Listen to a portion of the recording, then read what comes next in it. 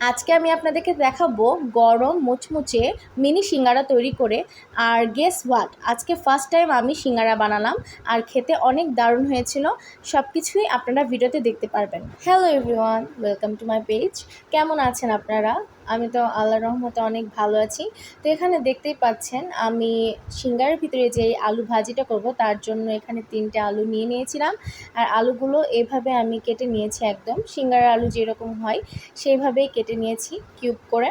আর এই যে এখানে দেখেন আলু ভাজি করার জন্য ফার্স্টে আমি এখানে কড়াইতে তেল পেঁয়াজ মরিচ দিয়েছিলাম, দিয়ে একটু ভেজে নিলাম। দেন এর মধ্যে কিছুটা পাঁচফোড়ন দিয়ে দিয়েছি। তারপরে এখানে আলু দিয়েছিলাম আর আলুর মধ্যে লবণ হলুদ দিয়ে দিয়েছিলাম, দিয়ে কিছুটা ভুনেছিলাম, যে ভিডিওটা আমার আসলে করা হয়নি। তো তারপরে এর মধ্যে কিছুটা পানি দিয়ে আমি ঢেকে দিলাম। এখন ওটা আস্তে আস্তে হবে আর জালটা আস্তে দিয়ে দিয়েছিলাম। আর এখানে আমি এখন সিঙ্গারা বানানোর যে ডোটা ওটা তৈরি করে নেব। তো এখানে আমি পরিমাণ মতো আটা নিয়ে নিয়েছি। আর এখানে স্বাভাবিকের থেকে একটু বেশি পরিমাণে লবণ দিতে হবে, কারণ রুটিতে পরোটাতে আমরা যেরকম লবণ দিই তার থেকে একটু বেশি সিঙ্গারার ডোটাতে লবণ দিতে হবে। আর তেল একটু বেশি দিতে হবে, কারণ তেল সামান্য একটু বেশি দিলে হয় কি, সিঙ্গারার ওপরের যে লেয়ারটা সেটা খুব সুন্দর মচমচে আর খাস্তা হয়।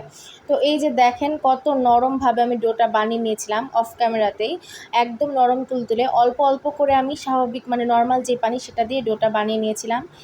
এইদিকে আবার চলে আসলাম ভাজির এখানে। তো ভাজিটা দেখছি আলুগুলো সিদ্ধ হয়ে আসছে, তবে আর একটু হতে হবে। আর আমি একদম অল্প জাল দিয়ে এটা যেহেতু করছিলাম, সেহেতু এটা হইতে দেরি হয়েছিল একটু।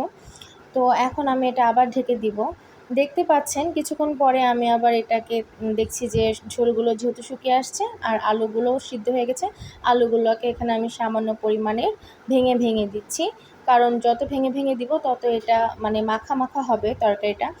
এই যে দেখেন এইরকম একদম মাখা মাখা হয়ে গেল। তো তরকারিও এখানে রেডি হয়ে গেছে। এখন আমি এটা ঠান্ডা করতে দিব। আর এদিকে আটার ডোটা তো দেখতেই পাচ্ছেন। চলে আসলাম এখন সিঙ্গারা বানানোর জন্য। তো এই যে যে আটার ডোটা সেটাও দেখতে পাচ্ছেন, ওইদিকে ভাজিটাও কিন্তু একদম ঠান্ডা হয়ে গেছে, আমি ফ্যানের নিচে রেখে দিয়েছিলাম কিছুক্ষণ। তো এখন আমি বানাতে শুরু করে দিব। আচ্ছা, তো এখানে তার আগে আমি দেখিয়ে দিই যে কি কি উপকরণ লাগলো বেলতে। তো এখানে আমি পানি নিয়ে নিয়েছিলাম, আটা নিয়ে নিয়েছিলাম, তারপরে ওখানে যে ভাজিটা ছিল ওটা নিয়ে নিয়েছিলাম, তারপরে তেল নিয়েছিলাম। তেল সেরকম বেশি দরকার পড়েনি, তবে যদি লাগে এজন্য রেখেছিলাম। এখানে একটা জিনিস খেয়াল রাখতে হবে, আটাটা আমি এমনভাবে কেটে নিব, সমানভাবে সবগুলো লই কেটে নিব, যেন সিঙ্গারাগুলো বড় ছোট না হয়। তো আমি এখানে যেমনভাবে কাটছি ওইভাবে আপনারা দেখতে পারবেন।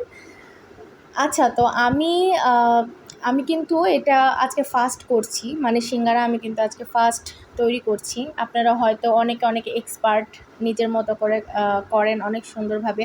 তো আমি আজকে যেহেতু প্রথম করছি, সেহেতু আমার এক্সপিরিয়েন্সটা আপনাদের সাথে শেয়ার করলাম।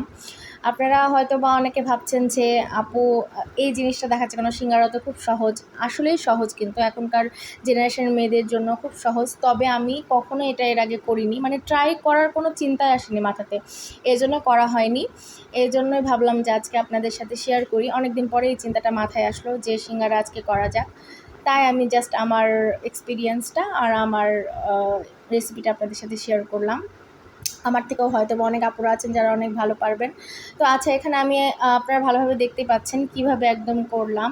ফার্স্টে লইগুলো ভালোভাবে কেটে নিয়ে বেলে তারপরে এইভাবে মুড়াতে হবে। এই জিনিসটাই মূলত আসল সিঙ্গারার। এই জিনিসটাই আমি মনে করতাম কখনোই পারবো না, কিন্তু এটা করার পরে আমি ভাবলাম যে এত সুন্দরভাবে এটা এত সহজ। আর আমি এটা ভয় পাচ্ছিলাম এটা করতে যে হবে কি না, তাই আমি কিন্তু আগে করে নিয়েছিলাম কয়েকটা, যে ভিডিওতে আগে প্রথমটা দেখাবো না। তো বিশ্বাস করেন প্রথম থেকে শুরু করে শেষ পর্যন্ত সবগুলোই খুব সুন্দরভাবেই হয়েছে। তো এখানে আমি একসাথে এক এক করে সবগুলো সিঙ্গারা বানিয়ে নিলাম। এখন এই যে তেলটা একটু গরম হয়ে গেল, সিঙ্গারার তেল কিন্তু ডুবো তেলে ভাজতে হয় সিঙ্গারাটা। তো আমি এখানে তেল বেশি পরিমাণে একটু দিয়েছি, আর তেলটা হালকা যখন একটু গরম হয়ে গেছে তখন আমি এটা একদম লো হিটে সিঙ্গারাটা দিয়ে দিলাম। আর সিঙ্গারা সবসময় লো হিটেই ভাজতে হয়, যারা যারা বানান তারা তো জানেন। তো সিঙ্গারার ভিতরে কিন্তু আমি আলু দিয়েছিলাম। আপনারা চাইলে এখানে গরুর মাংস দিতে পারেন রান্না করা, বা কলিজা দিতে পারেন, বা এই ভাজির মধ্যে অন্যান্য উপকরণ যেমন গাজর, মটরশুঁটি এগুলো দিতে পারেন। তবে আমার মনে হলো যে এমনি আলুটা দিয়েই খাবো। এজন্য মানে যেহেতু প্রথম করছি, তো হবে কি না সেটাও কিন্তু আমার ধারণা ছিল না। এত সুন্দর যে হবে এটাও আমি ভাবছিলাম না। এজন্য জাস্ট আলু দিয়েই করেছি। মানে এটা আমি জাস্ট প্র্যাকটিস করছিলাম। এর পরের বার করলে অবশ্যই হয়তো বা মাংস দিয়ে করব, বা কিমা দিয়ে করব, এরকম দিয়ে করার ট্রাই করব, বা কলিজা দিয়ে করব। যাই হোক, তো এখানে আমি আলতো করে একদম সব নাড়াচাড়া করে দিচ্ছি। আর এখানে দেখতে পাচ্ছেন হালকা হালকা একটু সামান্য লাল হয়ে আসছে, তো আমি আর একটু লাল লাল করে খাবো। এই জন্য আরও কিছুক্ষণ ভেজে নিলাম। আর একদম কিন্তু লো হিটে আমি ভেজেছি শুরু থেকে শেষ পর্যন্ত। আর এখানে দেখেন একদম ভাজা কমপ্লিট হয়ে গেছে। এগুলো কিন্তু একদম 5 টাকা দামের যে মিনি সিঙ্গারা না, ঠিক ওই রকমই হয়েছে। আমি দেখে হাসছিলাম যে সিঙ্গারা আমি আর বাইরে থেকে কিনে নিয়ে এসে খাবো না, আমি নিজে বাসাতে বানিয়ে নিব। এতদিন যেহেতু ভয় লাগতো, এখন একবার বানিয়েছি যেহেতু, এখন প্র্যাকটিস হয়ে গেছে, এখন বানাতেই থাকবো।